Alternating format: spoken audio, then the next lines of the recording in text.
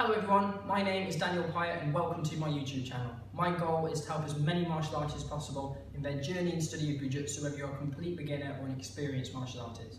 I do videos every Friday, so if you like and enjoy this video, don't forget to subscribe to get more just like it. This week we're going to look at the fourth kata in the Pinan series of katas. So this is our beginner breakdown. So we're going to look at the kata for students that are just starting out Karate and want to learn the absolute basic order of the kata. For more experienced practitioners, we'll look at some specific points that you should definitely have, but we are looking at the most basic form of the kata. And obviously, we'll talk about some of the differences between some of the stylistic differences in this kata, but as always, make sure you talk to your own sensei, check your own dojo, the version of the kata that you practice, and always ask that question, why? What's the application? Why are we doing the kata this particular way? Hopefully to aid your understanding. So I hope you enjoyed the video, guys, and don't forget, if you've got any questions or comments, put them below. So Pinan Yondan, okay, the fourth kata, focuses very much on engaging the hips throughout the kata.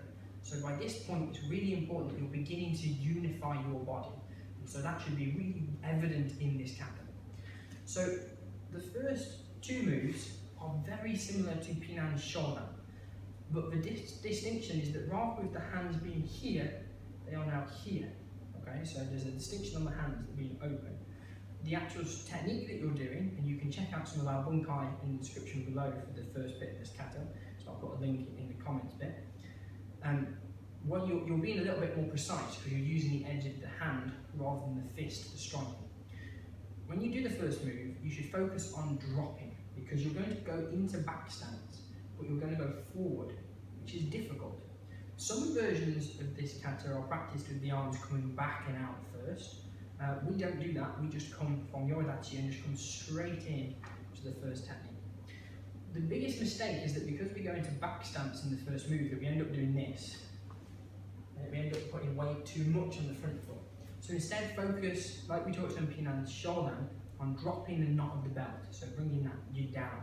So you're here, you look, and you come through into Kokudachi with the arms forming a rectangle, just like Pinan Shodan, rather than like this, any one of those versions. So try to keep it nice and clean. From there, look, bring the foot in back to the initial position and cover, and then step out. This particular transition again varies from style to style, but our version tries to maintain that you come out, back to the original starting point with the cover, without coming up, and then back out into the next technique. So one more time. Then the right foot comes back in to the same position that we started. Pulling the hands in, coming forward, Geiran Jizuki. Then step through, Kokudachi, back stance, Sobuki with the backhand here. Then look and slowly come up. Different styles will have the hands in slightly different positions here, being up or being lower. Again, stylistic differences. Just check with your sensei as to which way you will do it.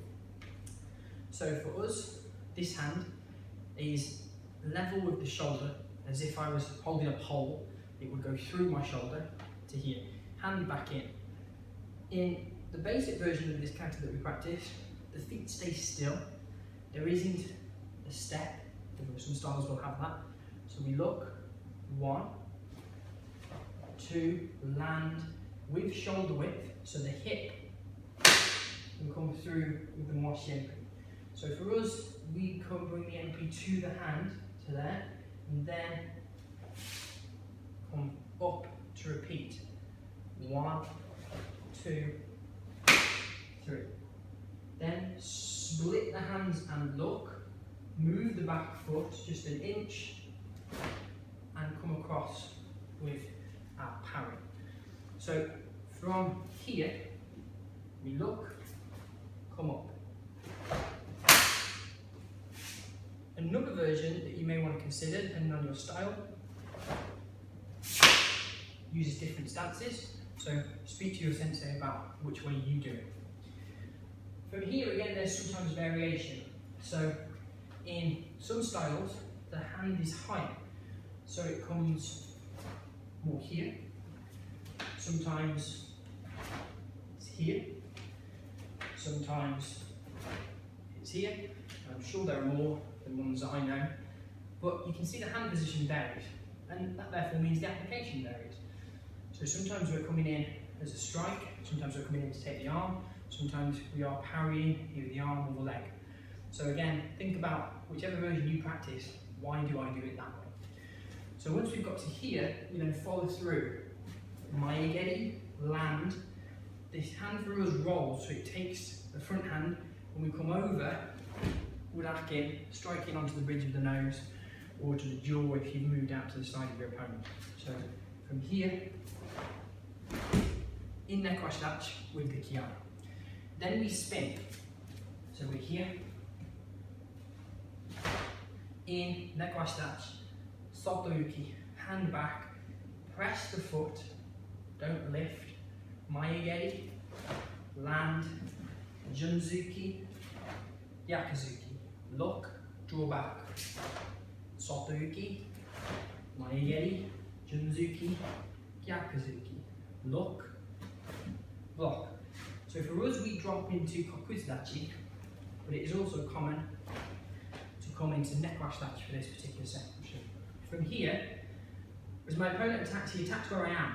So don't move the back foot, drop the front foot in to intercept.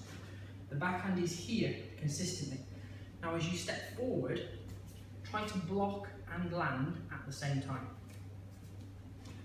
So this isn't really what you're trying to aim for. So the two come together so that you engage the hip. So the hip comes with the arm movement. So from here, 1, 2. Now the next move, for us, we draw back, the arms come up and out, just to pass the shoulders, not too wide. It opens your opponent too far and creates too much of an opening. So I want my elbows to still be in if I need them. So we're here. For us as well, we turn the head, but keep the eyes forward. So one of the applications for this is just a simple headbutt, but it's also just that flinchy effect of someone coming towards your eyes and just turn your head to protect. Nothing more than that. But then once you've grabbed, so we block, we grab, take hold of your opponent's shoulders, weight down through the foot, and then pull in for the knee. So for us, the arms are out to show the hip coming right through, but some systems will pull the arms in to the body, which in a practical sense is what you would do because you would still be holding your opponent. So from here, 1, put the foot down next to your other foot, rather than landing forward on top of your opponent, and then pivot, dropping into Shito. So if we do this the other way, here, and the unusual thing about this Shito for us is this hand is this way, rather than here, which is where it usually is. So the emphasis is on this hand coming down. The fingers shouldn't be forward, the palm should be pushed right forward. So if the punch or the knee comes in, you have our side. So this is here and this hand there. Then look, roll and move with the hips. So try not to be rigid here. Look, bring the weight into that leg. And then together as you finish, again, the hand in this position. Then back foot pivots, draw back, shonen, mare, lead. So that's the basic order of Pinan Yondan. There's lots of little tricky bits in there for you to have a look and break down and think about. The main thing is as you're doing the kata, by this point you should understand the basic stances used in your system. So you should be able to connect the legs with what you do and the hands with it. It's important to start to unify the body, as I said at the start, and really try and engage your hips.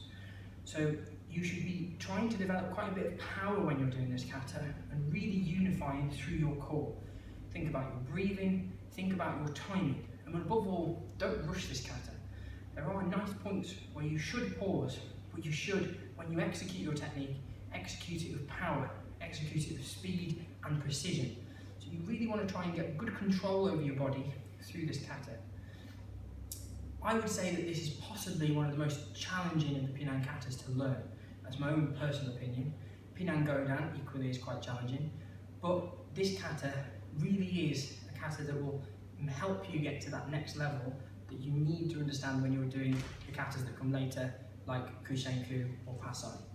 I hope you enjoyed that video, and if you like it, you can check out more of our videos looking at other katas in the Pinan series by clicking links here and here, and don't forget you can subscribe by clicking the button in the bottom corner. Hope you enjoyed that video, guys, and don't forget to put comments or questions down below. See you next week.